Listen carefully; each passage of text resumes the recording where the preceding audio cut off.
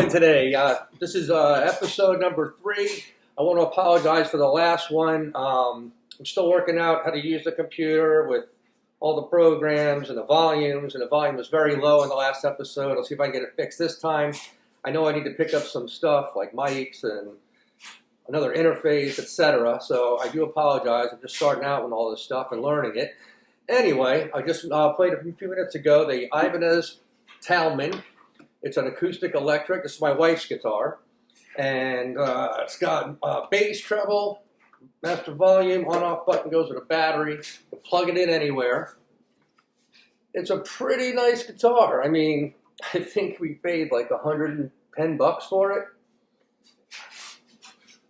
I mean, I prefer a wider body guitar, but it's not a bad guitar. It's a great color. It's got the blue burst, nice rosewood neck on it. The frets are great on it. It almost has a small type of like maybe Les Paul neck.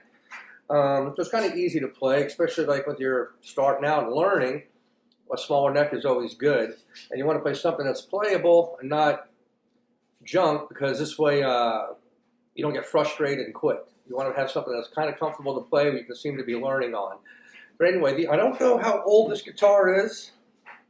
The model is I think it's the model number, TGY 10E-TBS or something like that. Ibanez has always had too many letters and numbers for their guitars, but I'd highly recommend it if you could find one. They're really reasonable, especially for somebody starting out. It's a well-made guitar. Ibanez always makes great guitars. And like I was saying in the last episode, I did just pick up an Ibanez for like $50, an older one. See, the late 70s, I'm going to do a little research on it. Late 70s, early 80s. I think it's the SB230E or something like that. So right after this episode, I'm going to do a review on that. And then I also picked up another one for $50, which I'm looking around. I always look for these great deals. That's why if you guys want to see where I'm finding them, and I might even sell some of these guitars at a great price, because I'm getting them at a great price. It's I think it's called the Ranger X110E or something like that, but I'll review that guitar too. It's a white guitar, one humbucker, one knob, like a Super Strat. Plays great. The pickup is amazing. I mean, it sounds absolutely amazing. I almost thought about taking out, putting another guitar, but I like leaving guitars original for the most part, unless I'm building them. So I will be reviewing both of those guitars, the two Yamahas. So we've got an Ibanez, and then we've got the two Yamahas coming up, and I got more guitars to show to you also. But in the meantime, just bear with me as I'm working up these episodes and working on the sound and the picture quality and all. I need lights I got to get. So speaking of Ibanez guitars, this is probably 2013. I was at the NAMM show in Los Angeles. I went to a Steve Vai clinic. And Steve Vai had asked me to stand up on stage and jam with them, kind of like a crossroads thing, cutting heads.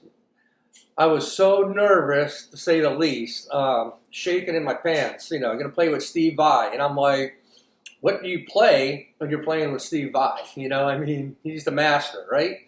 I can't play like Steve Vai remotely. I'm more of a blues guitar player, blues rock guy, like Gary Moore, Jeff Beck, some of my favorites.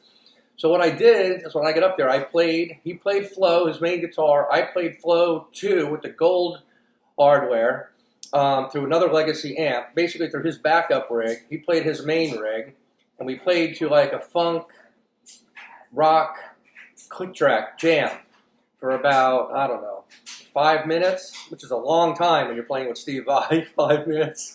So what I did is I tried just to feel everything, because, you know, he's amazing.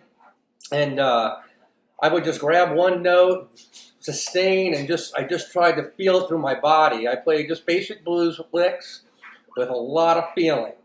And I know he dug it, because he was getting up in my face like, yeah, yeah, yeah. So I guess I was doing something right.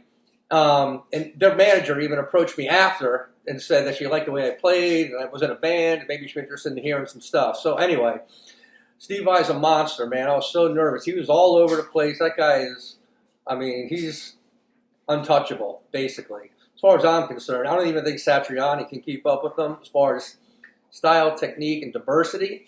But that's basically what I did. Played his gem, the white one, to back up I'm going to post a picture of us on stage playing together.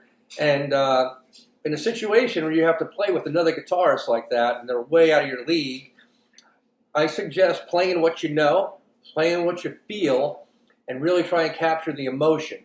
Because if anybody can feel that emotion, even if it's one note, and you're holding it and just feeling it through your whole body, just like let yourself get captured in the moment and take it away. It can make a huge difference compared to somebody else who's playing millions of licks, like Steve Vai. So I just wanted to mention, because I was playing the Ibanez guitar, that was quite the experience for me, and something I'll never forget. And it made me go home and practice, I'll tell you that. But anyway, thank you so much, and hope to see you soon.